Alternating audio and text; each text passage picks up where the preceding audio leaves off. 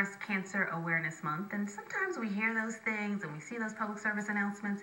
Well, often it helps to put a face to what that really means, and I am here with Carly Bird. Carly, thanks for coming on the show. My pleasure. You know, cancer in general is one of those things that you don't think about a lot until, unfortunately, it affects you directly. Right. And to some extent, some stuff we think we don't have time to think about, or it's not time to think about fertility just yet. I'm young. I don't have to think about having kids.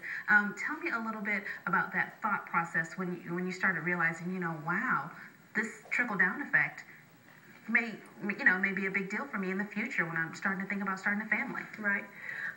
Well, I am 29, and like you said, these days that's a baby, and you have your whole life ahead of you, and you try not to, you try to live it day by day and have a little fun here and there, and but I was always the girl in school that everyone said, you're going to be a great mom. With my younger cousins, it always had that instinct. Okay. And so I've battled breast cancer. This is my third time actually battling it.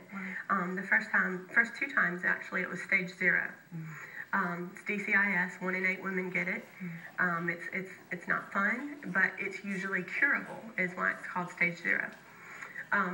So I've had a double mastectomy, and I was ready to go on with my life. Right.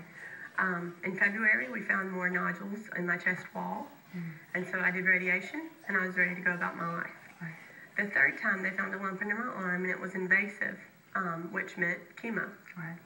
So we started that in June, and my oncologist brought up the subject of fertility. Right. And that was something that never crossed my mind. Right. I mean, I thought, okay, I have cancer. I can wrap my brain around that. But now you're telling me that my chance to have children naturally is sacrificed. Wow. And so that was a big blow. Yeah. You can deal with a certain amount of things before it really becomes an inconvenience to your life as a whole. As a whole. And that was a big one. And luckily, I had an oncologist that thought that. Good. A lot of oncologists, it doesn't enter their mind. Right.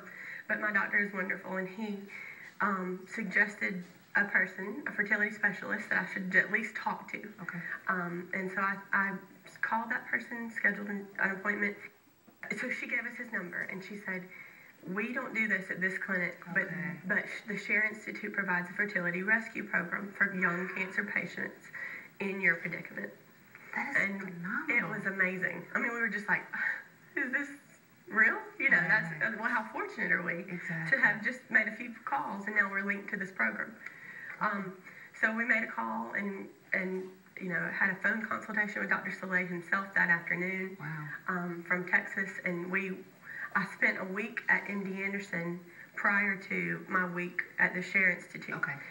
So I had a full 2.5-week round in Texas dealing with cancer things. Wow. But once we got to the Share Institute, we were really impressed. Dr. Soleil and his staff were just as friendly in person as they were on the phone. Wow. And they made a scary, unknown thing a very informed and smart decision. Absolutely. Well, congratulations. Thank you. Because, again, it's baby steps. Like you said, you can wrap your mind around only so much at a time. Right. But when there's an institute or there's a place where that can help you get over the next hump, it's just that much better. Right. So it's called Fertility Rescue. It is. And it's the Share Institute. Is there a website where people can learn more if they're young? They're on Facebook. I know that 29-year-olds are on Facebook. But they're on Facebook, and then they have a website, haveababy.com. Great. So their main purpose is regular fertility issues and IVF and things like that. But you can learn all about this program and meet and see the doctors. Wow. Through the website too. Well, thank you so much, Carly, for coming on and sharing your story. I hope that you'll come back on when you're a full-blown survivor, when all the cancer's gone. I'd love to. And you can tell us a little bit about how that process has gone for you. That would be awesome. All right. Thank you again for tuning in to this segment of Focus Atlanta. Again, October is Breast Cancer Awareness Month, but that's not the only time we should be thinking about it, because, again, you never know when things are going to strike your life in such a way that this type of information is important. Please take the opportunity to learn more and stay